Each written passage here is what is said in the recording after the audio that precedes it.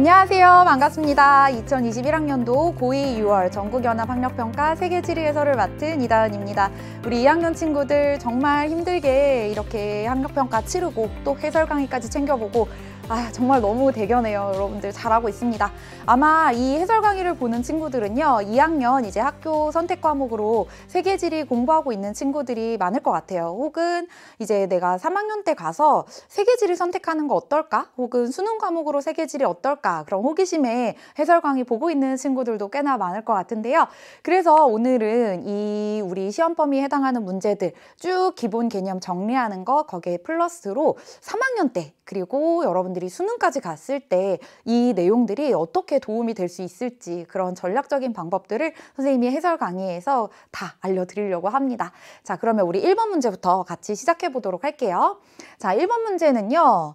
여기 다음 자료에 기억, 리을에 대한 옳은 설명만을 보기에서 있는 대로 고른 것은? 자, 1번 문제부터 있는 대로 고르는 문제가 나왔어요. 그래서 2개 또는 3개로 여러 가지 개수로 이루어진 선지들 속에서 정답을 찾아야 되다 보니까 사실 1번 문제부터 조금 헉 했던 친구들 있었을 거라고 생각이 드는데요. 같이 한번 볼게요. 자, 일단 기억번에 빈칸으로 되어 있고요. 이 기후 지역의 환경 변화에 대해서 살펴보자고 합니다. 그리고 아마존강 유역이라고 나왔어요. 자, 아마존 하면 우리 친구들 아마 아마존 열대우림 생각이 날 텐데요. 그래서 아마 열대우림 기후지역이 아닐까라고 생각을 하면서 다음 지문을 봤더니요. 자, 여기 중요한 내용이 나오네요. 연중 적도 수렴대의 영향을 받는다. 자, 적도 수렴대의 영향을 받는 기후가 열대기후 지역인데요. 그 중에서도 1년 내내 연중 적도 수렴대의 영향을 받는 기후 지역이 바로 열대우림 기후 지역이 되겠죠. 그래서 우리가 기호로 쓰면 이렇게 쓸 수 있죠. 연중, 수분한 기후라는 뜻이죠. 그래서 대류성 강수가 빈번하다. 대류성 강수는 낮 동안에 기온이 높아지면서 이 대기가 가열이 되고요. 그로 인해서 공기가 위로 상승하면서 구름이 만들어지고 짧은 시간 동안 강하게 내리는 소나기 같은 비가 바로 대류성 강수가 되겠고요. 그 다음 상록화렵수림. 상록화렵수림 역시 이곳이 굉장히 덥고 기온이 높고 그리고 습한 지역이구나 하는 걸 보여주고 있는 건데요. 1년 내내 녹색 잎이, 그것도 아주 큰 잎이 붙어있는 나무, 그것이 아주 울창하게 우거진 숲이라는 뜻입니다. 그 다음에 수종이 다양하다. 자, 열대우림은요, 전 세계의 생태계의 생물 종의 한 거의 절반 가까이가 열대우림 지역에 분포한다고 알려져 있잖아요. 그래서 이제 해결이 됐네요. 자, 기억의 기후 지역은 바로 열대우림 기후 지역이었고요. 그리고 니은번에 9개 나라에 걸쳐져 있다고 하는데요. 이 아마존강 유역에 있는 열대우림 같은 경우에는 브라질과 그 주변에 뭐 페루와 볼리비아와 베네수엘라, 볼리바르 주변의 여러 나라에 분포하고 있죠. 자, 그 다음 디귿번의 자료를 보니까요. 서경 62도 그리고 남위 2도라고 이 지역의 경도와 위도를 이용해서 위치 정보를 알려주고 있어요. 자, 우리 친구들 지리 정보에 대해서 아마 배웠을 텐데요. 지리 정보의 종류는 크게 3가지로 나눌 수가 있죠. 첫 번째로 이렇게 위치를 나타내는 정보를 우리가 공간 정보라고 합니다.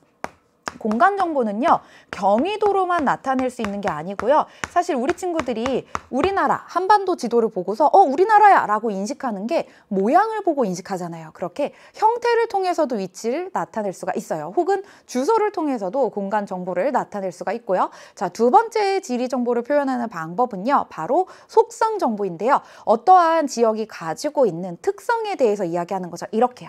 상록 화렵수림이 분포하고 있다라고 이 지역의 식생 특징을 가지고서 이야기할 수가 있겠죠. 그 다음에 3번째 지리 정보를 표현하는 방법은요, 바로 이 장소 혹은 이 지역이 다른 장소 혹은 다른 지역과 어떤 관계를 맺고 있느냐, 이렇게 표현하는 정보가 바로 관계 정보가 되겠습니다. 자, 그 다음 리을번 삼림 훼손 범위가 넓어지고 있다까지 이제 우리가 보기의 지문은 같이 분석을 해봤고요. 이제 같이 기억부터 리을번 선지 보도록 할게요. 자, 기억번. 기억에는 열대우림이 들어갈 수 있다. 맞는 설명이 되겠고요. 니은번. 니은 이 아마존 열대우림이 분포하는 9개 나라 중에 한 군데에는 바로 브라질이다. 그렇죠. 브라질에 굉장히 넓은 면적 분포하고 있죠. 그 다음 디귿번은 지리정보 유형 중 관계정보에 해당한다? 아니죠, 여러분들. 바로 공간정보에 해당하는 자료였습니다. 그 다음 리을번. 이거 정말 중요한 보기예요. 여러분들 꼭 여기 별표 쳐놓고요. 원격 탐사 최근에 그 중요성이 굉장히 높아지고 있어요. 자, 원격 탐사라는 게 무엇이냐면 항공기나 인공위성의 센서를 이용해서 지표상에 있는 정보를 수집하는 방식이에요. 위성사진이나 항공사진 이런 것들을 활용하는 건데요. 그래서 이것의 장점은 이렇게 사람이 접근하기 어려운 지역의 정보를 수집할 수 있다는 것, 그리고 두 번째로 넓은 지역에 대한 정보를 수집할 수 있고, 세 번째로 주기적으로 정보를 수집할 수 있다는 게 바로 원격 탐사의 장점이라고 할 수가 있겠죠. 하지만 원격 탐사가 최근에 많이 이용되고 있고요. 이제 그 중요성도 높아지고, 그래서 이렇게 시험에서 자주 출제가 되고 있지만, 한편으로 원격 탐사는 그러면 장점만 있느냐? 그렇진 않아요, 여러분들. 자, 원격 탐사의 단점이 나왔을 때, 원격 탐사의 단점이 나왔을 때 매우 어려운 문제가 될 수 있습니다, 여러분들. 그럼 원격 탐사의 단점은 무엇일까요? 비용이 굉장히 많이 들죠. 항공기나 인공위성을 이용하는 건. 그렇기 때문에 선진국과 개발도상국 간의 격차가 심할 수밖에 없다는 거고요. 그리고 누구나 자료에 접근하고 이 자료를 이용하기 위해서는 어느 정도의 이런 지리 정보, 그리고 데이터 자료를 분석할 수 있는 약간의 교육 능력이 필요해요. 그래서 누구나 쉽게 자료에 접근할 수 있는 것은 아니라는 게 바로 원격 탐사의 단점이라고 할 수가 있겠어요. 자, 1번 문제 정답은 바로 기역, 니은, 리을번이 되겠습니다. 자, 이제 2번 문제로 넘어가 보도록 할 텐데요. 2번 문제 지역화 전략을 다루고 있네요. 자, 2번 다음은 세계지리 온라인 수업 장면이다. 가, 나를 통해 학습할 수 있는 주제어로 가장 적절한 것은? 자, 가의 내용을 보면요. 스카치 위스키는 이 지역만의 자연환경과 제조 방법 때문에 흉내낼 수 없는 맛과 향을 지니고 있대요. 자, 어떠한 특산물 그리고 이 지역의 상품이 만들어지는데 지역의 자연환경과 그로 인한 특성이 영향을 미쳤다고 한다면 지역의 이름을 상품명 앞에 쓸 수 있게 해주는 제도가 있죠. 바로 가는 지리적 표시제에 대한 설명이었어요. 그래서 사실 가는 우리 친구들이 어렵지 않게 해결할 수 있었을 것 같은데요. 나가 조금 헷갈리지 않았을까 싶어요. 자, 나가 우리 친구들이 헷갈렸을 이유가요. 바로 소금의 성이라는 잘츠부르크는 모차르트의 탄생 도시로서 그 가치를 브랜드화하였다. 그리고 지역의 브랜드 가치를 높였다. 이런 이야기들이 나오다 보니까 이제 지역 브랜드화랑 장소 마케팅 중에 헷갈렸을 텐데요. 자, 다행히 보기에 지역 브랜드화가 없었죠. 그래서 장소 마케팅이라는 거를 추론해서 문제를 풀 수 있었을 거예요. 자, 그럼 한번 생각해 볼까요? 장소 마케팅이랑 지역 브랜드화는 어떻게 다른 건지. 일단 장소 마케팅은 이름에 딱 장소가 들어가잖아요. 어떤 물리적인 공간이 있어요. 그래서 이 공간을 사람들에게 매력적으로 보이게 만드는 거예요. 여기 보면요. 잘츠부르크의 이 장소 마케팅 전략을 살펴보면 모차르트 생가, 그의 동상, 이런 물리적인 공간이 실제로 존재하고 있죠. 그리고 초콜릿을 포함한 어떤 상품들을 만들어서 사람들이 이 지역에 찾아오게 만드는 장소 마케팅 전략이었어요. 자, 지역 브랜드화는 어떤 것이냐면 어떤 사람들이 이 지역을 떠올렸을 때 매력적으로 인식할 수 있도록 만드는 거예요. 그러니까 이런 물리적인 장소들이 없어도 괜찮아요. 자, 예를 들면 가장 많이 예로 드는 게 바로 I love 뉴욕이죠. 우리가 뉴욕이라고 하는 곳에 구체적으로 어떠한 시설이 있는지, 어떠한 장소가 있는지 모르더라도 이렇게 이 로고를 봤을 때 아, 뉴욕 굉장히 낭만적이고 매력적인 도시라고 생각할 수 있게 만드는 전략이 바로 지역 브랜드화 전략이라는 거예요. 자, 물론 지역화 전략은요, 이 세 가지가 같이 아우러져서 사용이 되기도 합니다. 그래서 이 문제의 정답은요, 지리적 표시제랑 그리고 장소 마케팅, 그래서 4번이 정답이었어요. 다음 3번 문제로 넘어가 보도록 할게요. 자료는 답사한 지역에서 스케치한 그림을 나타낸 것이다. 그림의 내용과 답사 지역이 일치하는 것만을 지도의 A, D에서 고른 것은? 자, 이 A의 나라는 어떤 나라였냐면 리비아였는데요. 자, 여기에 있는 나라 이름이 리비아다. 이것보다 더 중요한 게 무엇이었냐면 우리 친구들이 여기에 이렇게 넓게 분포하고 있는 것이 바로 사하라 사막이라는 것을 아는 게 더 중요한 문제였어요. 그래서 지금 A 지역 같은 경우에는 사하라 사막에 분포하는 지역이기 때문에 건조기후, 그 중에서도 사막기후가 분포하는 곳이라는 걸 아는 게 중요했고요. 그래서 배수가 양호한 산비탈이라고 하는 것은 일단 강수량은 어느 정도 내리면서 토양에 물이 잘 빠지는 특성이 있다는 것이니까요. 일단 전제 조건이 맞지 않죠. 비가 적게 오는 사막기후 지역이니까 A는 틀린 설명이 되겠습니다. 그 다음에 B의 나라가 어떤 나라인지 보기 전에 단쌤이랑 같이 세계지리 공부한 친구들이라면 여기 위도 0도 나오면 우리 뭐부터 하기로 약속했죠? 이렇게 선을 쭉 그어보자. 그러면 아까 우리가 1번 문제에서 이야기했던 연중 적도 수렴대의 영향을 받는 곳, 그래서 열대 우림기후가 나타나는 곳이라는 걸 추론할 수가 있어요. 그래서 B의 나라는 바로 가나였는데요. 가나는 그 왼쪽에 있는 코트디부아르와 함께 카카오의 생산량이 굉장히 많은 나라죠. 그래서 카카오 열매에 대한 설명, B는 맞는 설명이었고요. 자, 그 다음에 여기 C 지역을 한번 볼까요? 자, 어떤 지역이냐면 여기 단쌤이 항상 세계지리 강의하면서 정말 강조하는 곳이에요. 여기가 시험에 나오면 진짜 함정이 될 수 있다고 엄청 강조했는데요. 에티오피아예요. 에티오피아 열대 고산기후 지역이죠. 그래서 양질의 원두를 얻기 위해서 손으로 따고 있는 커피 열매 에티오피아는 실제로 커피의 원산지로도 유명한 곳이기도 하고요. 그래서 요 내용은 꼭 잘 기억해 주세요, 여러분들. 열대기후가 나타날 것 같지만 실제 에티오피아는 고원지대로 열대 고산기후가 나타나는 곳이고 커피의 원산지라는 거 꼭 기억해 주세요. 그 다음 D 지역은 어디냐면요. 남아프리카 공화국이고 여기는 온대기후가 나타나는 곳이에요. 그래서 대규모 농장에서 채취되고 있는 천연고무, 대규모 농장이라고 하면 플랜테이션, 천연고무는 열대기후 지역에서 생산되는 제품이니까요. 그래서 맞지 않는 설명이었죠. 이 문제의 정답은 B, C가 되겠습니다. 자, 이제 4번 문제로 넘어가 볼게요. 지도에 표시된 ABC 권역의 상대적 특성으로 옳은 것만을 보기에서 있는 대로 고른 것은, 이 문제도 역시 있는 대로 고르는 문제이다 보니까 우리 친구들이 조금 어렵게 느꼈을 수도 있을 것 같아요. 자, 우리 이 개정된 세계지리 교육과정에서는요. 이렇게 세 개의 다양한 지역 구분을 출제하고 있기도 한데요. 여기 일단 지역을 어떻게 구분해 놨나 살펴보면요. 비슷한 문화가 나타나는 지역들끼리 묶어 놓은 거예요. 그래서 A 지역 같은 경우에는요. 건조기후 지역이 넓게 분포하는 곳들이죠. 그래서 건조문화권으로 묶을 수가 있겠어요. 아까도 우리가 3번 문제 풀면서 봤던 세계 최대의 사막, 사하라 사막, 그리고 이슬람교의 시작점이었죠. 서남아시아 지역들, 그리고 이슬람교가 퍼져나간 건조 아시아 지역들 표시가 되어 있고요. 그 다음에 B 지역을 보면요. 아시아 지역을 이렇게 동아시아 그리고 남부아시아, 동남아시아로 구분하고 있어요. 이게 바로 문화를 기준으로 지역을 구분했다는 힌트가 되는 부분이죠. 그래서 동남아시아 지역, 그 다음 C 지역 같은 경우에는 앵글로 아메리카 지역. 자, 그래서 우리가 여기 밑에 있는 자료들을 보면요.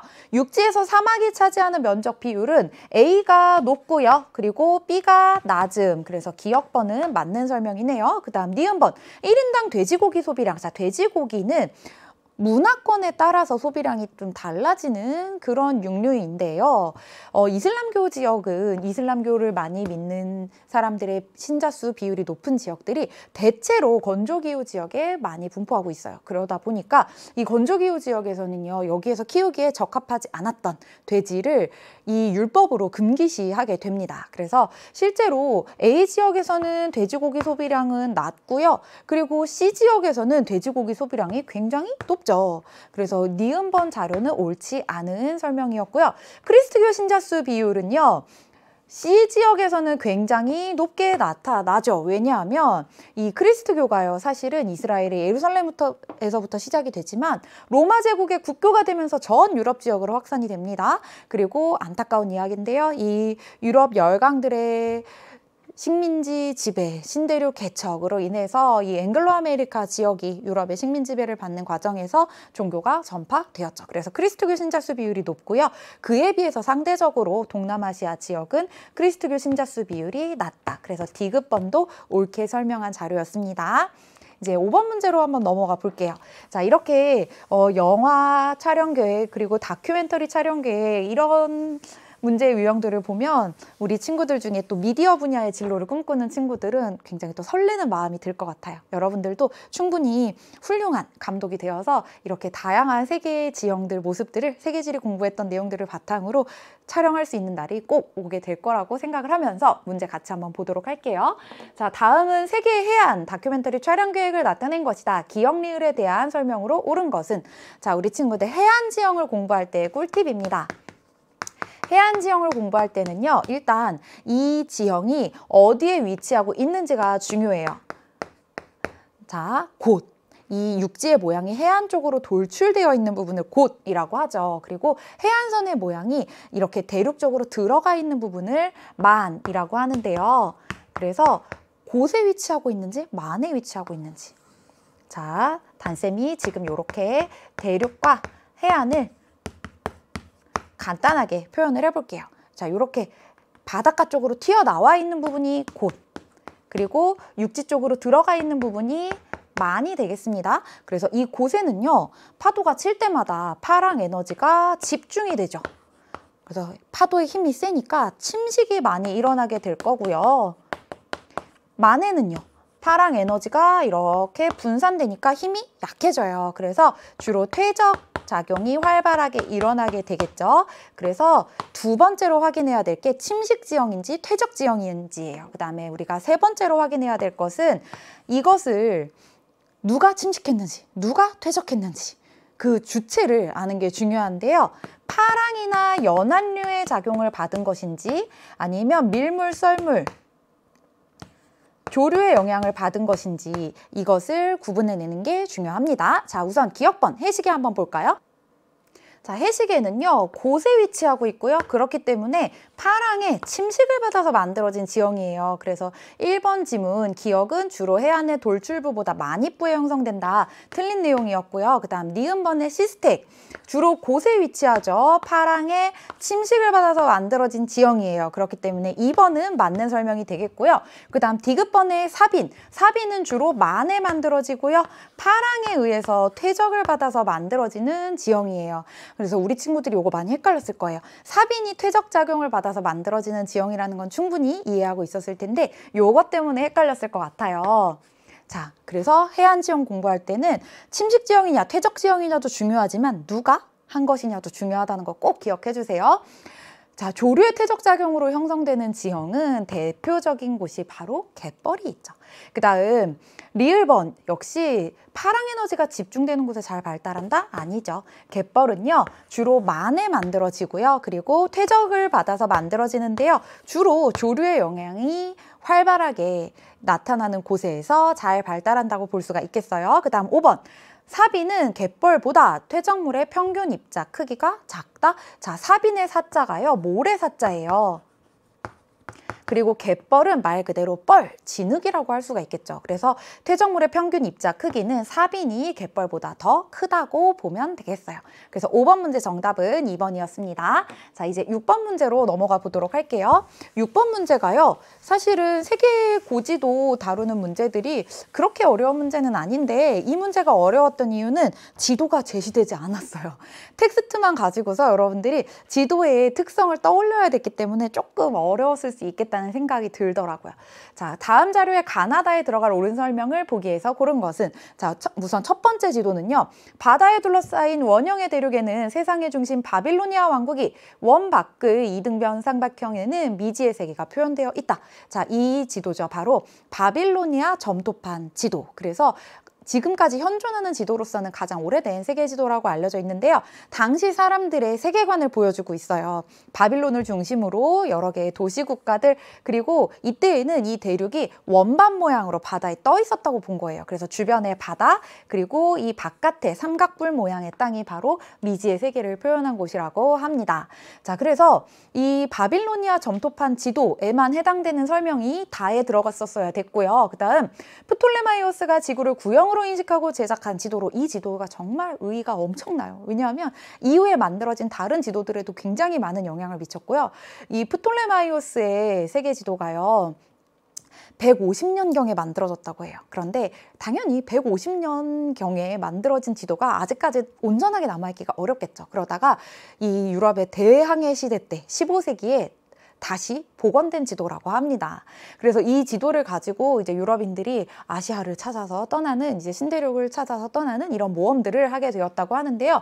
이 지도를 보면 유럽이나 지중해 지역은 굉장히 오늘날의 모습과 흡사하게 표현이 되어 있어요. 하지만 이 지도의 바깥으로 갈수록 조금 부정확하게 표현이 되어 있죠. 그래서 경도와 위도가 표현이 되어 있고 지구가 구체라는 것을 인식하고 있다는 건 알 수가 있어요. 하지만 이 경도와 위도가 어느 정도 좀 자의적이고 오늘날 지도에 비해서 정확도는 떨어진다는 거. 하지만 지도를 구체로 보고 이런 경도와 위도를 표현해서 그래도 조금 사실적으로 지구를 표현하고자 했던 이런 점들이 후대의 지도에 미친 영향들이 크기 때문에 이 지도를 우리가 좀 가치 있게, 의미 있게 배우고 있는 거죠. 자, 그래서 프톨레마이오스의 세계 지도의 특징이라고 한다면 경의선이 사용되었다. 지구를 구체로 인식하고 있다. 요것이 바로 핵심적인 특징이라고 할 수가 있겠고요. 나머지 이제 구체적인 내용들은 넘어가도록 하겠습니다. 그다음 메르카토르가 제작한 지도, 이 지도도 굉장히 의미가 큰 지도인데요. 각도를 일정하게 유지하며 항해할 수 있는 장점이 있으나 고위도로 갈수록 면적이 크게 확대된다. 자, 생각해보면 이 메르카토르의 지도를 이제 제작했던 시기가 바로 유럽의 대항해 시대. 그래서 미지의 세계로 이제 가기 위한 지리 정보가 필요했던 거죠. 무엇을 타고 이동하냐면 배요. 왜냐하면 육로가 이제 이 이슬람 제국의 확장으로 인해서 육로가 막히면서 바닷길의 중요성이 높아지던 시기였어요. 항해를 할 때 오늘날처럼 내비게이션을 보고 이동할까요? 나침반을 보면서 이동하겠죠. 그렇기 때문에 이 지도는요, 항해를 하는데 일정한 각도를 유지하면서 갈 수 있는 것, 그것에 초점을 맞춰서 만들어진 지도예요. 그러다 보니까 사실 우리가 살고 있는 지구는 이렇게 원형이죠. 그런데 이 원형의 지구를 지표면 이 종이 위에 옮길 때 고위도 지역으로 갈수록 점점 더 확대해서 그렸던 거예요. 그렇기 때문에 각도가 일정하게 유지될 수 있다는 장점은 있었지만 고위도 지역으로 갈수록 확대된다는 단점이 있었다는 것. 자, 이 지도도 역시 지구를 구체로 인식하고 있었기 때문에 경도와 위도 개념을 사용할 수가 있었던 거죠. 그래서 프톨레마이오스 세계지도와 메르카토르 세계지도의 공통점이 바로 지구를 구체로 인식하고 경위도를 사용하였다라는 점이라고 할 수가 있겠네요. 자, 그러면 가에 들어갈 내용은 이 두 지도에 다 공통적인 특징이 되어야 되니까요. 기억번, 경의선이 그려져 있다. 이게 바로 가에 들어갈 설명이 되겠네요. 그 다음 니은번, 항로가 직선으로 표현된다. 이것이 바로 메르카토르 지도의 특징이라고 할 수가 있겠습니다. 그 다음 다에만 해당되는 설명, 세계를 점토판의 원반 모양으로 표현하였다. 그래서 지도를 보면 당시의 세계관을 읽을 수가 있는 거죠. 그래서 이 문제의 정답은 바로 기억, 니은, 디귿. 그래서 요 정답까지 골라주면 되겠습니다. 그 다음 7번 문제 같이 보도록 할게요. 지도의 AD에 대한 설명으로 옳은 것만을 보기 위해서 고른 것은, 자, 여기 보면 세계의 이 다양한 해안 지역의 모습, 특징에 관해서 묻는 문제가 나왔는데요. 자, 여기서 우리가 또 힌트를 얻을 수가 있는 게 어디에 있는지 위치를 또 알려주고 있잖아요. 자, 노르웨이 해안 지역입니다. 노르웨이 바이킹들의 무대가 되었던 바로 A는 피오르 지형이 되겠죠. 그리고 지형도에서 보더라도요, 이렇게 좁고 깊은 만이 육지 쪽으로 이렇게 길게 뻗어 있잖아요. 피오르라는 이름이 바로 그런 뜻이에요. 좁고 깊은 만, 육지 쪽으로 이렇게 깊이 들어가 있는 만을 의미하는 이름이 바로 피오르가 되겠고요. 자, B는 에스파냐 북서부 해안인데요. 이곳에서 이렇게 복잡한 해안선을 부르는 이름이 바로 리아였다고 합니다. 그게 이제 전 세계적으로 쓰이면서 이렇게 해안선이 들쭉날쭉하고 섬이 많고 복잡한 해안선을 부르는 명칭이 리아스식 해안, 이렇게 통용되게 되었던 거고요. 자, 이 지역은 어디냐면 물의 도시로 유명하죠. 이탈리아의 베네치아인데요. 베네치아, 바로 대표적인 석호에 위치한 도시잖아요. 자, 여기 보면요, D, 사주, 모래 기둥이 만들어지면서 파랑의 퇴적을 받아서 만들어지는 지형이죠. 그러면서 C지역은 원래 바깥에 있는 바다랑 한 몸이었을 텐데 사주로 인해서 바깥에 있는 바다랑 분리되어서 만들어진 석호라고 할 수가 있겠어요. 여러분들, 석호의 석자가 소금 석자예요. 그래서 염분이 있는, 소금기가 있는 물을 의미하고 있는 겁니다. 그럼 이제 보기 같이 볼게요. A는 해수면 상승으로 V자국이 침수되어 형성된 해안이다. 자, 피오르가 해수면 상승으로 침수되어서 형성된 해안은 맞아요. 그런데 이 부분 다시 한번 볼까요, 여러분들? V자국. 자, V자국이 침수되어 형성된 해안은 바로 리아스 해안이죠. 하천이 빙하에 비해서 침식력이 약하기 때문에 하천의 침식을 받아서 만들어진 해안은요, 대체로 주변에 경사가 완만한 이런 V자국이라고 한다면, 빙하는요 엄청난 무게와 압력으로 주변에 있는 암석들을 얼려서 뜯어서 이동을 해버려요. 침식력이 엄청난 거죠. 그래서 빙하의 침식을 받은 계곡은 이렇게 U자 모양의 아주 넓고 깊고 경사가 급한 골짜기가 만들어집니다. 그래서 여기 V자국 어떻게 고치면 될까요? U자국으로 고쳐줘야 되겠죠. 그 다음 니은번, B의 해안은 A의 해안보다 평균 수심이 깊다. 자, 이것도 역시 여러분들이 V자국과 U자국을 구분할 수 있으면 쉽게 해결이 되는 문제였어요. V자국과 U자국 중에 수심이 더 깊은 것은 바로 U자국이 되겠죠. 그래서 니은번도 틀린 설명이 되겠고요. 그 다음 디귿번 한번 볼까요? C호수의 물은 주변의 바다보다 염분의 농도가 낮다. 자, 당연한 이야기겠죠? 이 석호는요, 이제 바다와 분리가 되었어요. 그러면서 이 뒤쪽에 있는 하천에서 물이 유입이 되고 있겠죠? 그래서 지금 현재의 바다보다는 염분의 농도가 낮다. 당연한 이야기고요. 리을번, D는 파란과 연안류의 퇴적작용으로 형성된 지형이다. 자, 아까 단쌤이 해안지형 공부하는 꿀팁 줬던 거 기억하고 있나요? 첫 번째, 고신지 아닌지, 두 번째, 침식지형인지 퇴적지형인지, 세 번째, 누가 만든 지형인지 이렇게 분석하는 공부를 해야 되겠어요. 그 다음 8번 문제 같이 보겠습니다. 자, 전형적인 기후지역의 특성과 주민생활 특징을 연결해서 묻는 문제였는데요. 다음 자료에서 여행 안내원이 설명하는 전통가옥으로 가장 적절한 것은, 자, 여기 힌트가 진짜 엄청 많았어요. 오아시스 마을이라는 걸 통해서 일단 건조기후 지역인 거 알 수가 있겠고요. 그리고 우리가 묵을 숙소는 주변의 재료를 활용했다는 거, 그리고 기온의 일교차가 매우 큰 지역이라는 거, 그래서 벽을 두껍게 만든 것이 특징이고요. 거기다가 대추야자 열매도 있다고 합니다. 바로 건조기후 지역 중에서도 사막기후 지역에 나타나는 흑벽돌집에 대한 설명이었겠죠. 그래서 정답은 1번이고요. 자, 이번에 이동식 가옥, 이것은 어떤 기후 지역에서 주로 만들어졌냐면, 건조 지역은 맞아요. 하지만 풀이 있어요. 그래서 풀을 찾아다니면서 이동식 유목을 하던 그런 지역에서 주로 이용하던 이동식 가옥이었죠. 대표적인 곳이 바로 몽골이 있겠고요. 그 다음에 3번의 고산가옥 좀 잘 봐두세요, 여러분들. 우리가 세계지리 공부하면서 배우는 전통가옥들 중에서 고산가옥이 두 군데가 나오거든요. 하나는 열대우림 기후 지역에 나타나는 고산 가옥이고요. 하나는 툰드라 기후 지역에 나타나는 고산 가옥인데요. 그런데 두 고산 가옥이 형태는 바닥을 이렇게 지면에서 띄워서 높여서 만들었다라는 형태는 비슷할 수 있으나 그렇게 만든 원인, 이유가 다르죠. 열대우림 기후 지역 같은 경우에는 비가 많이 오고 이 지면의 열기가 뜨겁고 또 병충해가 많은 지역이기 때문에 이렇게 바닥을 지면에서 띄워서 짓는 고산 가옥이 발달하게 됐고요. 툰드라 지역의 고산 가옥에 대해서는 우리가 조금 이따 12번 문제에서 다시 보도록 할게요. 그 다음 4번의 통나무집. 주변에 침엽수 있는 거 보이나요, 여러분들? 이것은 냉대기후 지역에 주로 나타나는 전통가옥 특징이었고요. 자, 5번의 벽면이 하얀 집은 바로 지중해성 기후 지역, 여름이 건조한 기후 지역이다 보니까 이 지중해성 기후 지역의 여름은요, 거의 흡사, 사막 기후와 비슷할 정도로 덥고 건조해요. 그렇기 때문에 이 뜨거운 태양빛을 반사시킬 수 있는 흰색으로 집을 칠했고요. 이 집의 모습도 살펴보면 1번에 있던 흑벽돌집이랑 비슷하게 골목 간격이 좁고 창문이 작고 이런 모습들 볼 수가 있죠. 다음 9번으로 넘어가 보도록 할게요. 자, 다음은 온라인 국제교류 수업 내용에서 언급된 기억 리을에 대한 옳지 않은 것을 골라주는 것이었습니다.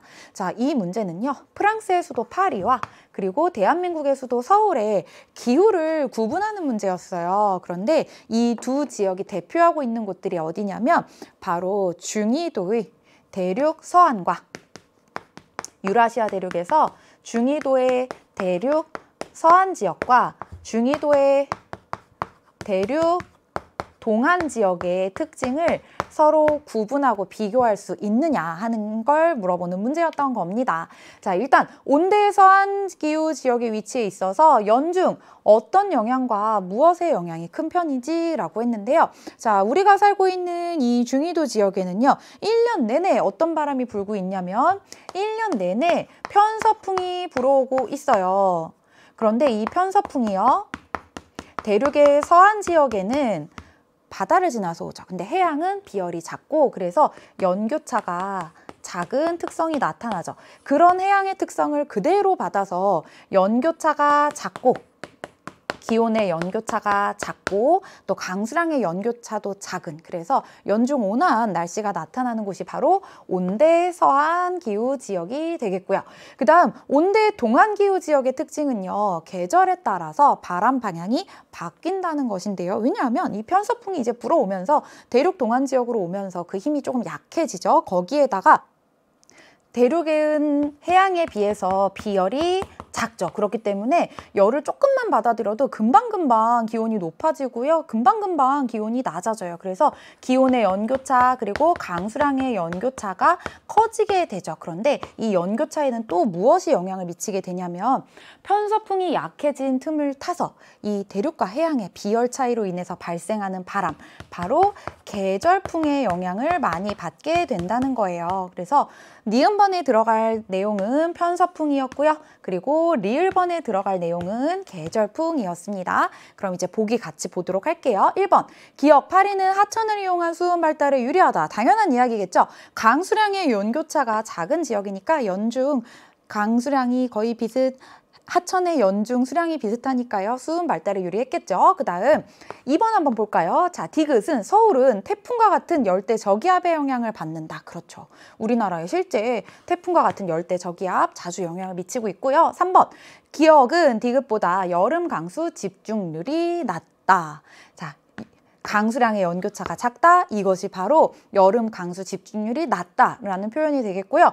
대륙 동안 지역은 기온과 강수량의 연교차가 크다고 했어요. 그만큼 여름철에 많은 강수량이 내리고 겨울철에는 비교적 강수량이 적죠. 그래서 여름철에 강수 집중률이 높다고 할 수가 있겠어요. 그래서 3번, 기역은 디귿보다 여름 강수 집중률이 낮다. 맞는 설명이 되겠고요. 4번 한번 볼까요?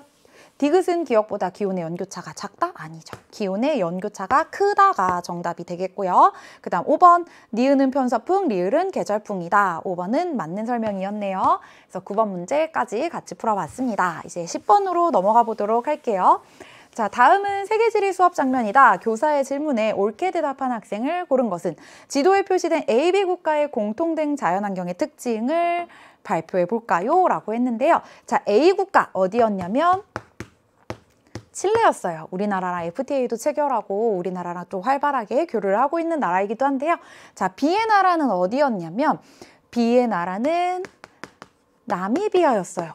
그런데 여러분들이 이 국가의 이름을 기억하면 너무 좋겠지만 혹시 시험 보다가 기억이 안 났다고 한다면 이곳에 사막이 위치하고 있다는 거, 나미브 사막, 그것만 기억하더라도 충분히 문제를 푸는데 지장은 없었습니다.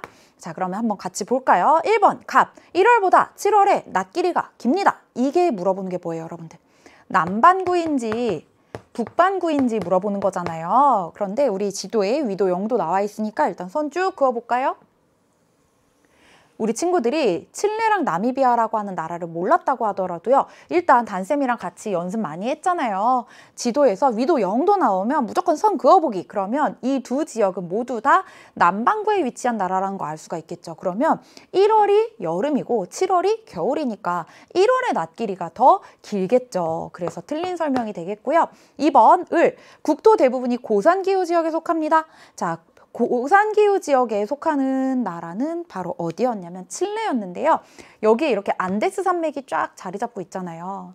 그래서 고산기후 지역이 넓게 분포하는 곳은 칠레에 대한 설명이었고, 나미비아 이쪽에 우리가 아프리카 서쪽에 높은 산맥이 위치한다는 이야기는 들은 적이 없는 것 같아요. 그래서 틀린 설명이 되겠고요.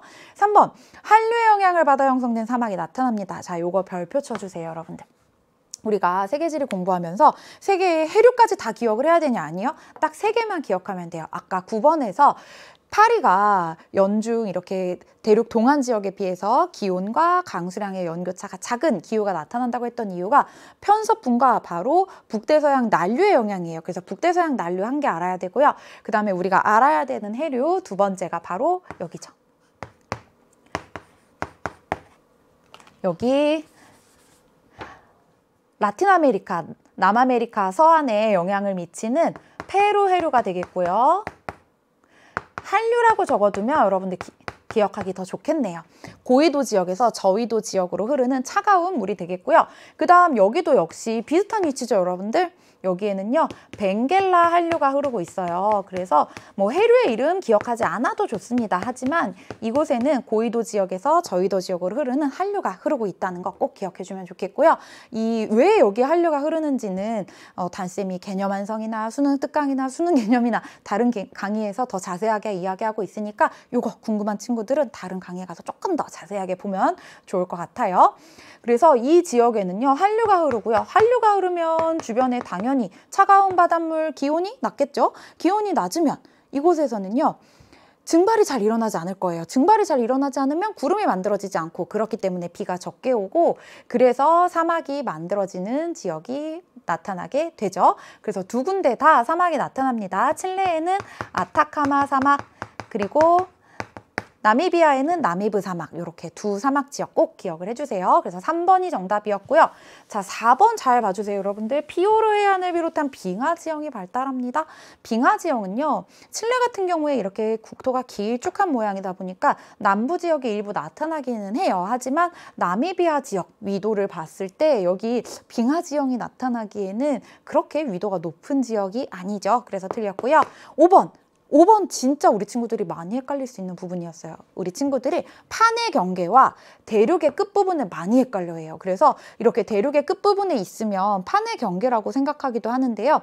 자, 칠레는 실제로 지진이나 화산 활동이 빈번한 나라가 맞죠. 여기 이렇게 쭉 연결해 보면요. 환태평양 조산대, 불의 고리, 전 세계 활화산의 대부분이 분포하는 곳. 그래서 실제 여기는 지진과 화산 활동이 활발하게 일어나는 곳이에요. 그렇기 때문에 판의 경계에 있어서 지각이 불안정한 곳이에요. 근데 나미비아 같은 경우에는요. 판의 경계에서 멀어 지각이 안정되어 있는 곳 맞아요. 자, 왜냐하면 우리 친구들 대륙의 끝이라고 해서 판의 경계가 아니라는 거예요. 판의 경계는 이 대륙 분포랑 다른 개념입니다, 여러분들. 판은 우리가 살고 있는 이 지구의 겉 조각이요. 퍼즐 조각처럼 이루어졌다는 건데요. 대체로 여기에 이렇게 이어지고 있어요. 그리고 이 대서양의 판의 경계를 쭉 따라가면 뭐가 나오냐면 대서양 중앙해령의 일부가 해수면 위로 올라와서 분포하고 있는 아이슬란드가 여기 위로 쭉 올라가면 아이슬란드가 있어요. 요거 꼭 기억해 주세요, 여러분들. 그래서 여기가 판의 경계다. 대서양 지나고 있다는 거 꼭 기억해 주세요. 그 다음 11번 문제 보겠습니다. 다음 자료에 가다에 해당하는 대지형을 지도의 ABC에서 고른 것은 자, 여러분들 대지형은 세 가지 종류가 있죠. 주로 시원생대에 만들어진 안정육계와 주로 고생대에 만들어진 고기습곡 산지와 그 다음에 주로 신생대에 만들어진 신기습곡 산지로 나누어집니다. 자, 이 중에서 가장 만들어진 지 오래된 안정육계로 갈수록 그동안 많이 풍화 침식 운반 퇴적을 받지 않았을까요? 그래서 안정육계로 갈수록 점차 평탄하고 완만한 모습을 보이게 되고요. 가장 최근에 만들어진 신기조산대 그만큼 조산운동 받은 지 얼마 되지 않아서 높고 험준한 모습을 나타내게 되는데요. 자, 오스트레일리아 그리고 뉴질랜드 가지고 한번 볼까요? 자, 오스트레일리아는요. 대부분 지역이 안정육계 순상지에 해당합니다. 그래서 A가 바로 안정육계였고요. 시원생대 만들어진 안정육계. 그 다음에 B 잘 봐주세요, 여러분들. B, 여기 있는 산맥의 이름은 Great Dividing 산맥. 해안과 대륙을 구분하는 산맥이라는 뜻인데요.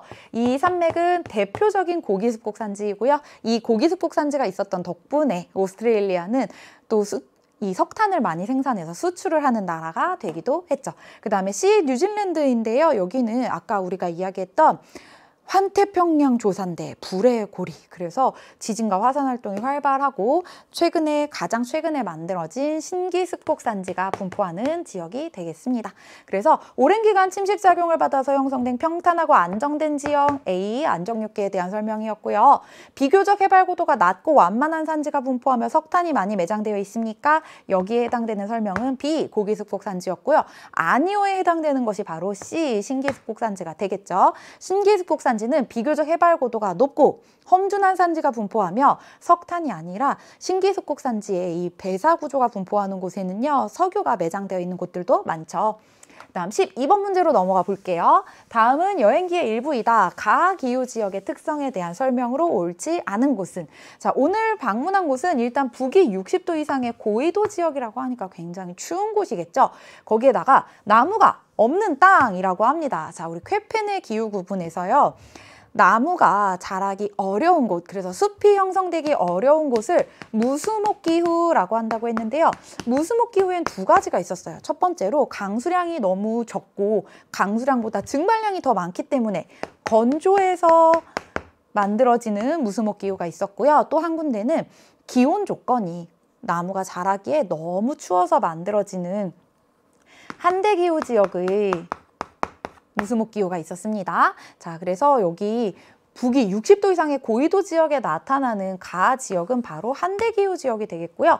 이곳은 강수량이 적고 땅이 대부분 얼어 있어 매우 척박하다고 합니다. 하지만 봄이 되면 얼었던 땅의 표면이 녹아서 여기에 습지와 늪이 생긴다고 합니다.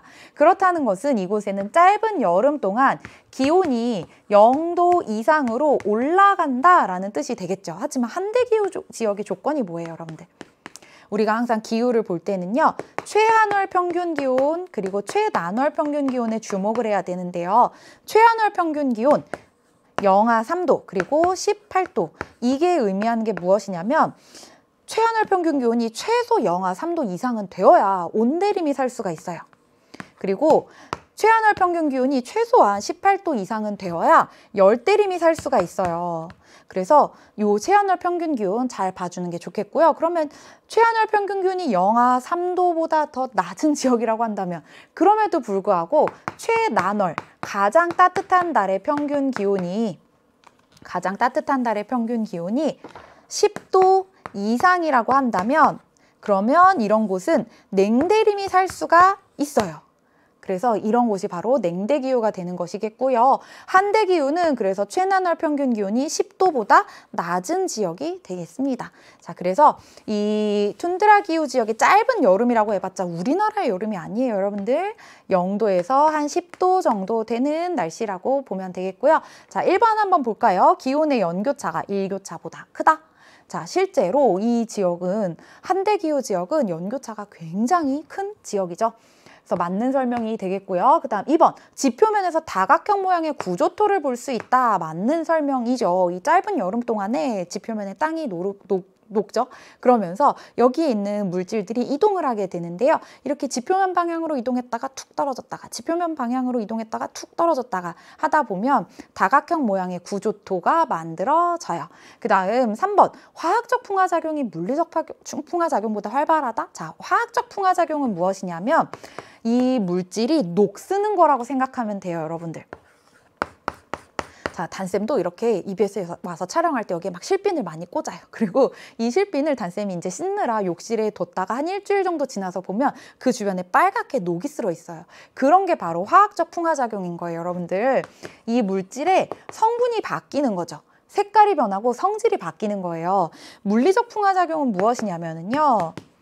물질의 성질이 바뀌는 게 아니에요. 그냥 얼었다, 녹았다 하면서 잘게 쪼개지는 게 바로 물리적 풍화예요. 그런데 이 한대기후 지역, 툰드라 기후 지역의 특성을 생각해 보면 낮 동안에는 기온이 어느 정도 올라갔다가 밤에는 또 기온이 뚝 떨어졌다가 그러다 보면 일교차도 크고 연교차도 큰 지역이다 보니까 이 암석 속에 있는 수분이 얼었다 녹았다 하면서 팽창하면서 압력을 가하게 되고 이렇게 암석이 잘게 깨지겠죠. 그래서 물리적 풍화작용이 더 활발한 지역이라고 할 수가 있겠어요. 그래서 3번이 옳지 않은 것이었고요. 4번 보기 한번 볼까요?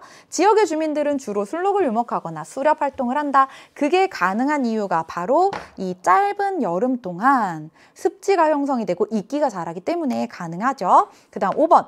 이거 아까 단쌤이 8번 문제에서 툰드라 기후 지역에도 고산 가옥이 나타난다고 했던 이유가 이거였어요. 지면으로 열이 전달되지 않도록 바닥을 띄워 건물을 짓는다. 그래서 정답은 3번이었습니다. 자, 이제 13번 문제 같이 보도록 할게요. 다음은 선수령 평가 답안지의 일부이다. 밑줄친 가 종교를 믿는 주민들의 생활 양식으로 가장 적절한 것은? 단쌤이 총평에서 이야기했던 것처럼 이거 캄보디아의 화폐였고요.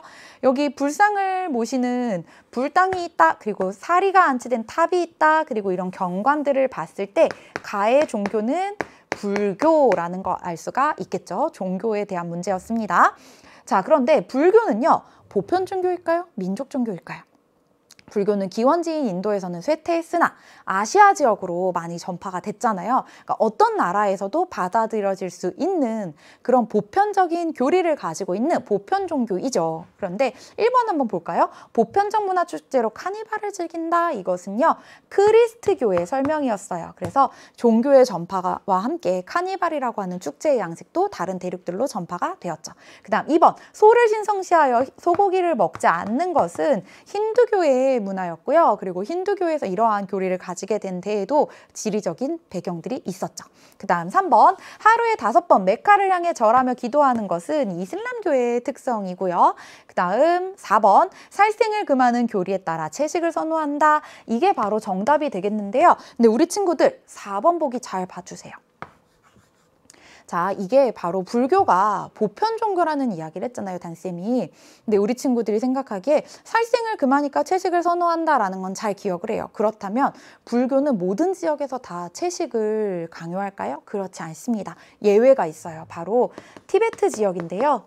티베트 지역의 불교인 라마교, 티베트 불교라고도 하죠. 여기에서는요, 툰드라 기후 지역이에요. 그래서 농업을 하거나 채소를 구하거나 하기가 어렵기 때문에 예외적으로 육식을 허용하기도 해요. 그러니까 불교는 보편 종교인 거예요. 그 지역에 처한 특수성을 고려하는 거죠. 그래서 4번 맞는 설명이지만 요거 여러분들 꼭 기억해 주세요. 예외가 있다는 거예요. 그 다음 5번, 여성 신자들은 천으로 머리나 몸의 일부를 가린다. 이것도 역시 이슬람교의 정통이라서 틀린 설명이 되겠네요. 그 다음 14번으로 넘어가 보겠습니다. 다음은 수업 시간에 학생이 작성한 형성평가지이다. 기억리을 중 답이 옳게 표시된 것만을 고른 것은? 자, 우리 친구들 이런 그림 진짜 자주 봤죠? 교과서나 EBS 교재에서 자주 봤던 그림일 거예요. 그래서 어렵지 않게 해결할 수 있을 거라는 생각이 드네요. 자, 건조 지역에서 볼 수 있는 지형을 나타낸 것이고요. 이것은 버섯바위, 사구, 선상지, 와디 중에 하나라고 합니다. 자, A를 한번 볼까요? A는요, 지금 경사가 급한 산지와 평지가 만나는 계곡의 입구에서 하천의 속력이 줄어들면서 물이 쫙 퍼져서 만들어지는 지형이에요. 그래서 부채꼴 모양의 땅, 선상지라고 할 수가 있겠죠. 1번, A는 하천의 운반 물질이 골짜기 입구에 퇴적되어 형성된다. 그래서 기억번 맞는 설명이고 이 친구 정답도 맞게 체크했네요. 그 다음 2번, B는 바람에 날린 모래가 바위의 밑부분을 깎아 형성된다. 이게 바로 버섯바위인데요. 버섯바위 어떻게 형성이 되냐면 여기 주변이 다 식생이 별로 없어요. 그리고 바람이 많이 불어요. 그러다 보니까 바람이 불 때마다 여기 있는 모래나 자갈이나 흙이나 이런 것들이 이렇게 통통통통 날아가서 튀기는 거죠. 그래서 바위의 아랫부분에 침식이 집중돼요. 그래서 아랫부분은 많이 깎여 나가고 윗부분은 적게 깎이고 이것을 뭐라고 하냐면 차별, 침식이라고 합니다. 그로 인해서 만들어진 지형, 맞는 설명인데요. 이 친구 안타깝게 아니오에 체크해서 틀렸습니다. 그 다음 3번 볼까요? 자, C는 비가 올 때만 흐르는 하천으로 평소에는 말라있다. 그래서 C는 와디가 되겠고요. 이번엔 맞게 체크했네요. 그래서 D급번도 정답이 되겠고요. 그래서 여러분도 아까 단쌤이 총평에서 이런 얘기했어요. 세계지리는 이런 과목이라고요. 그래서 여기에 어떤 과정을 거쳐서 어떠한 환경이 형성이 되었고 그것이 사람들의 생활에 어떤 영향을 미쳤는지가 중요하다고 했잖아요. 이 와디는요, 평상시에 말라 있었기 때문에 사막 지역에서는요, 주변이 다 비슷하게 생겼어요. 그리고 나침반을 가지고 길을 찾기도 어려운 이곳에서 교통로의 역할을 해주었다는 거. 그래서 대상무역의 통로로 활용되었다는 거 기억해 주세요. 그 다음 D급번. D는 바람에 의해 운반된 모래가 퇴적되어 형성된다. 맞는 설명이죠. D는 사구였거든요. 그런데 이 친구 아니오라고 해서 틀렸네요. 정답 기억 D급이었습니다. 그 다음 15번 문제 같이 한번 볼게요. 가나다 지역에 해당하는 기후 그래프를 보기에서 고른 것은? 자, 우리 친구들 기후 그래프 나왔어요. 단쌤이 아까 우리가 기후를 볼 때 최한월 평균 기온 중요하다고 했어요. 몇 도가 중요하다고 했었죠? 최한월 평균 기온이 18도를 넘는지 못 넘는지, 그리고 최한월 평균 기온이 18도보다 높다고 한다면 열대림이 형성될 수 있다고 했죠.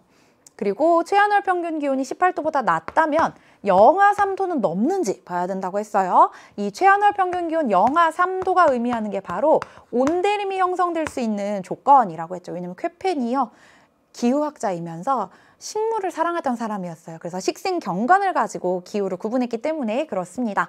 그 다음에 최하늘 평균 기온이 영하 3도보다 낮다고 한다면 이제 이걸 봐야죠. 최난월, 가장 따뜻한 달의 평균 기온은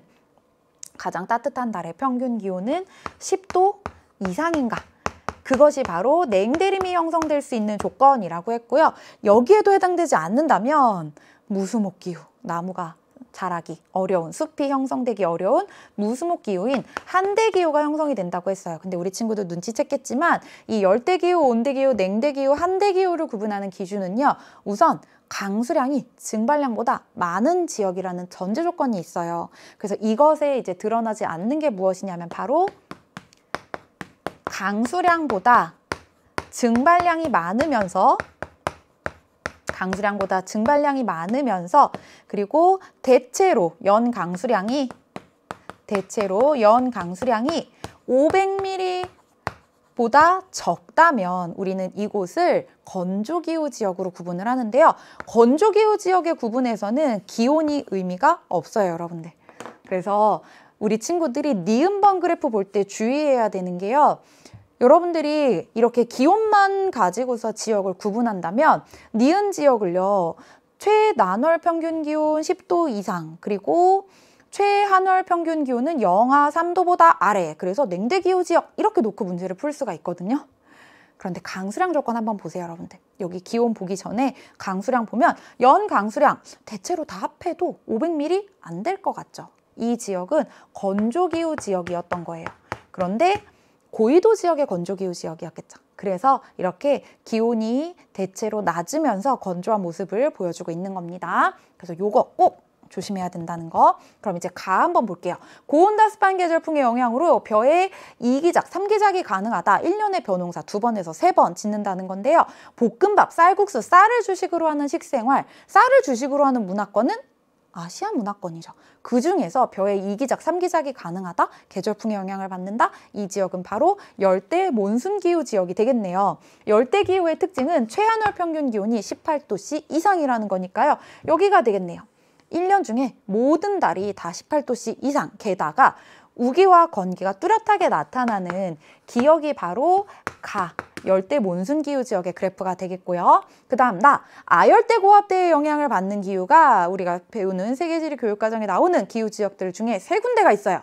연중 아열대 고압대의 영향을 받으면 사막기후가 형성이 되고요. 그리고 겨울에 아열대 고압대의 영향을 받아서 건기가 형성되는 기후, 열대 사바나 기후 있었고요. 그리고 여름에 아열대 고압대의 영향을 받아서 건조한 기후는 딱 하나예요. 온대 기후 중에서 지중해성 기후 지역. 그래서 여름, 기온이 가장 높은 달이 여름이 되겠죠. 여름이 건조한 지중해성 기후 지역. 그래서 나의 그래프는 바로 디귿이 되겠고요. 그 다음 달을 한번 볼까요? 짧은 우기에 키 작은 풀이 자라는 초원에서 가축에게 먹일 풀을 찾아 유목 생활을 한다. 이게 바로 건조기후 지역, 스텝기후 지역에 대한 설명이 되겠죠. 그래서 다의 그래프는 니은이었습니다. 자, 이제 16번 문제 같이 보도록 할게요. 지도는 그래프에 표시된 세 지역의 시기별 평균 기온을 나타낸 것이다. ABC 지역에 대한 설명으로 옳은 것은, 아마 이 문제 어렵게 느낀 친구들 정말 많았을 건데요. 우리 친구들은 생각보다 많이 알고 있고 자료에는 생각보다 많은 힌트가 있습니다. 자, 일단 이제 여러분들 습관이 됐나요? 지도에 위도 0도가 표시되어 있다. 우리 뭐부터 해야 돼요? 이렇게 쭉 위도 0도 따라서 선부터 그어봐야죠. 그러면 북반구에 2지역 있고요. 남반구에 1지역 있어요. 그것만 가지고서 일단 B를 골라낼 수 있어요. 자, 7월에 기온이 낮은 최한월이 형성되는 지역이죠. 한 군데만 지금 남반구에 있잖아요. 그래서 B가 바로 맥머도의 그래프였던 겁니다. 그 다음에 베로랑 이르쿠츠크가 A 아니면 C 지역이 되겠죠. 그런데 보니까 베로가 조금 더 고위도 지역이고 북극 주변에 분포하고 있어요. 그래서 최난월 평균 기온이 10도를 넘느냐 못 넘느냐, 이걸 가지고서 이제 우리가 냉대기후와 한대기후를 구분할 수가 있는데요. 더 고위도 지역에, 더 북극해 주변에 가까운 베로가 바로 C 지역이 되겠고요. C의 그래프가 배로의 그래프가 되겠고요. 그런데 한대기후 중에서도 기온이 영상으로 올라가는 짧은 여름이 존재한다. 이 기후는 바로 툰드라 기후가 되겠네요.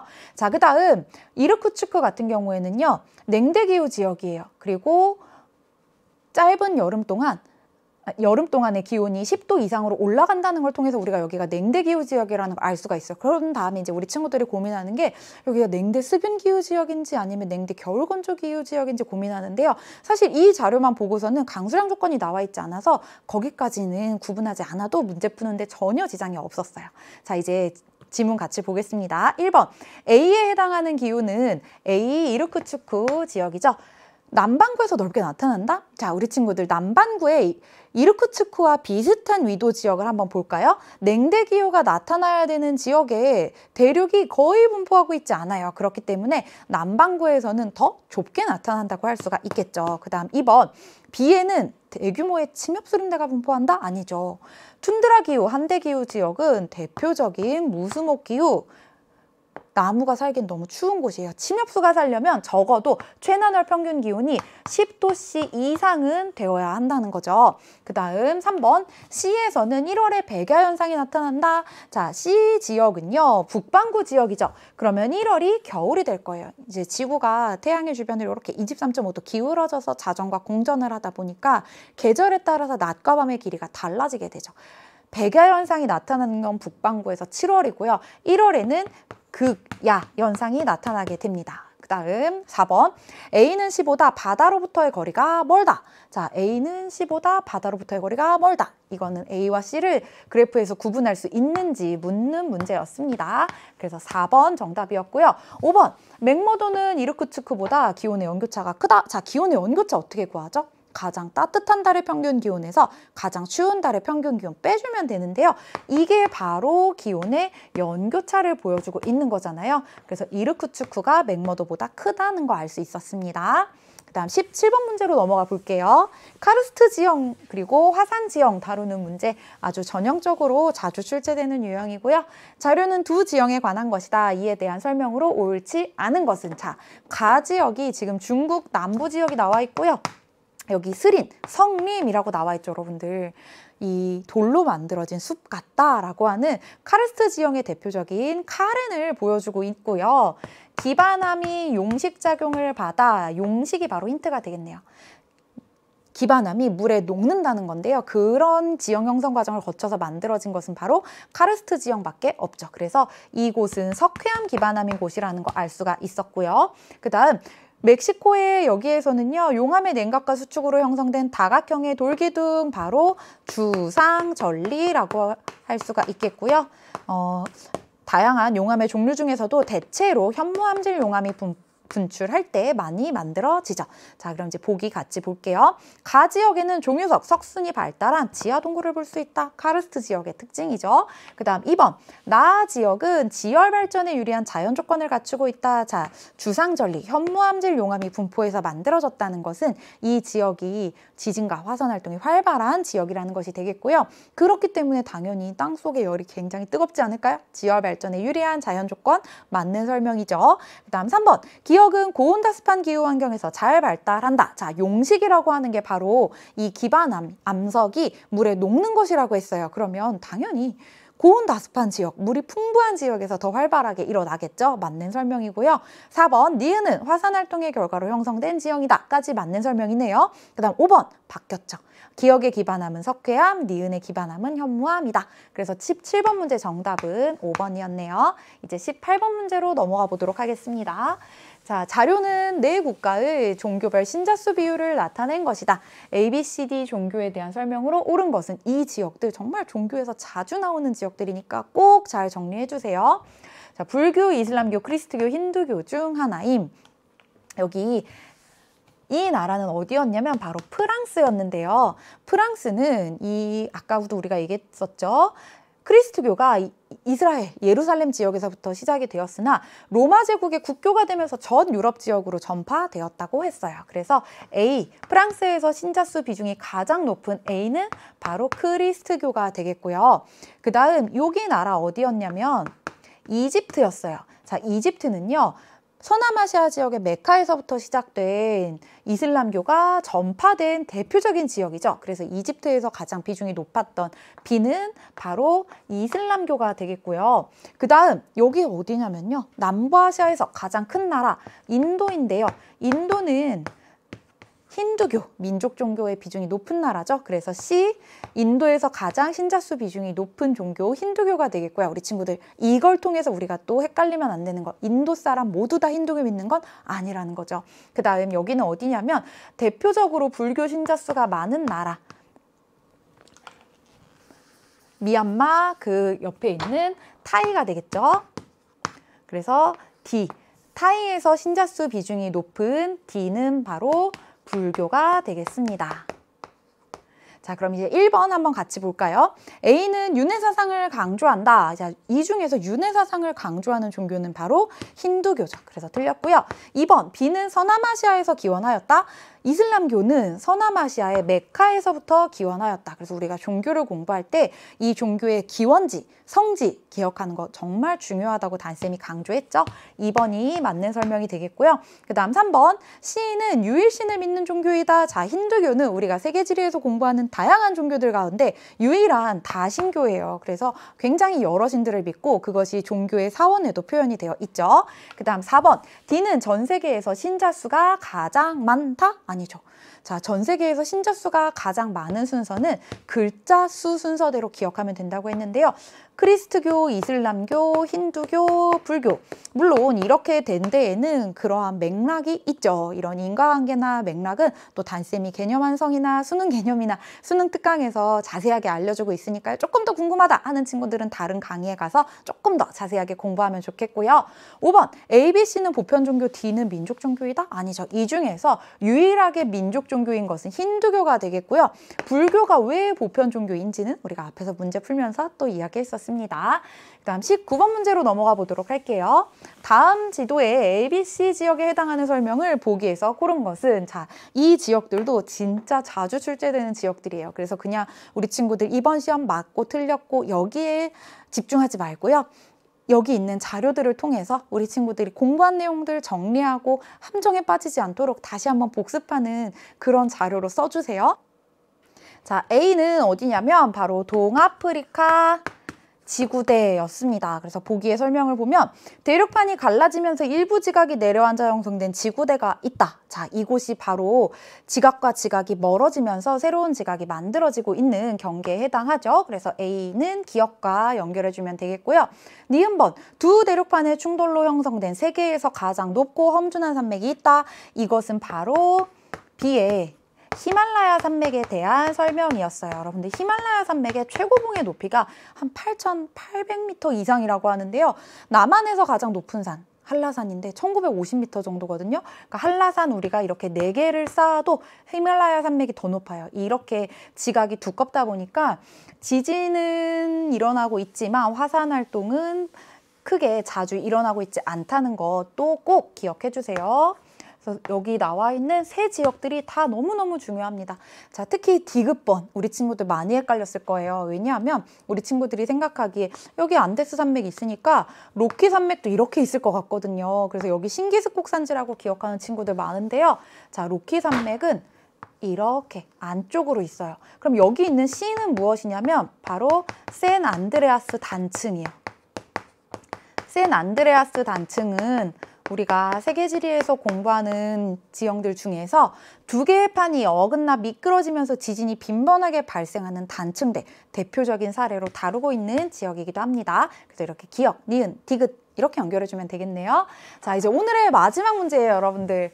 다음은 두 학생이 스무고개를 하는 장면이다. 밑줄 친 기억에 해당하는 빙하 지형을 그림의 A, E에서 고른 것은 단 A는 권곡, 드럼린, 모레인, 에스커, 호른 중 하나임. 자, 이것도 우리 친구들 교과서나 아니면 EBS 교재에서 자주 봤던 그림이죠. 자신감을 가지고 같이 풀어보도록 할게요. 자, 빙하의 퇴적으로 형성되었습니까? 맞다고 하네요. 이걸 통해서 우리가 무엇을 제거할 수 있냐면 호른을 제거할 수 있고요. 그리고 뒤에 U자국 제거할 수가 있겠죠. 자, 그 다음 빙식 U자국은 빙식곡이라고도 하죠. 요것을 제거할 수가 있겠고요. 그 다음에 이제 A는 숟가락 모양의 퇴적 지형 드럼린이죠. 그리고 B는 이 빙하의 가장 끝부분에 퇴적물이 쌓여서 만들어진 모래인, 그래서 빙하가 최대 어디까지 이동했는지 유추할 수 있는 지형이고요. 그 다음에 C는 빙하 녹음물, 융빙수에 의해서 퇴적된 지형, 바로 에스커가 되겠네요. 그래서 두 번째 고개에서 빙력토평원의 말단부에 형성되니까 아니오라고 했죠. 빙력토평원의 말단부에 형성되는 지형은 모래인이고요. 그다음 빙하가 녹음물에 의해 제박 모양으로 토사가 퇴적되어 형성되는 것은 에스커가 되겠죠. 근데 여기서 우리 친구들 막 헷갈리죠. 이거는 뭐 빙하에 의해서 퇴적된 거고 이거는 빙하가 녹음물에 의해서 퇴적된 거고 그 차이가 무엇일까요? 빙하에 의해서 퇴적된 물질들은요, 빙하에 의해서 퇴적된 이런 지형들은요, 분급이 불량합니다. 분급이 무엇이냐면 이 퇴적물이 크기별로 나누어지는 걸 이야기하는데요. 빙하는요, 아주 천천히 이동을 해요. 그러다 보니까 다양한 물질들이 뒤섞인 채로 그대로 퇴적이 되어서 분급이 불량합니다. 반면에 에스커는요, 빙하 녹음물 흐름이 있죠. 그래서 이 물은 흐르면서 가장 무거운 물질부터 그 다음에 가벼운 물질 순서로 퇴적을 하기 때문에 빙하 녹음물에 의해서 퇴적된 것은 분급이 양호하다라는 거, 요 차이점 꼭 기억해 주세요. 자, 그 다음 빙하의 이동에 의해 숟가락을 엎어놓은 모양으로 퇴적되었습니까? 그래서 이걸 통해서 드럼린 A라는 걸 파악할 수가 있었고요. 이 드럼린을 통해서 빙하의 이동 방향을 파악할 수 있어요. 그래서 이 드럼린은 빙하의 이동 방향을 파악할 수 있고 모래인은 빙하가 최대 어디까지 갔는지 파악할 수 있다. 이게 문제가 어렵게 나온다면 심화 응용될 수 있는 포인트가 되겠습니다.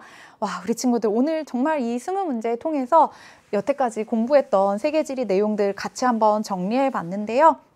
너무너무 고생 많았습니다. 여러분들이 이렇게 고생한 60분, 분명히 여러분들이 앞으로 시험 준비하고 또 여러분들의 꿈을 펼쳐나가는데 큰 양분이 되는 그런 60분이 되었기를 바랄게요. 또 세계지리의 매력에 빠졌다. 그래서 단쌤이랑 같이 세계지리 공부해보고 싶다 하는 친구들은요. 또 단쌤은 EBS에서 계속 세계지리 강의하고 있으니까요. 단쌤과 함께 앞으로 세계지리 공부해봐도 좋을 것 같고요. 우리 2학년 친구들 오늘 너무너무 고생 많았고요. 맛있는 거 먹고 푹 쉬어요. 고생했습니다.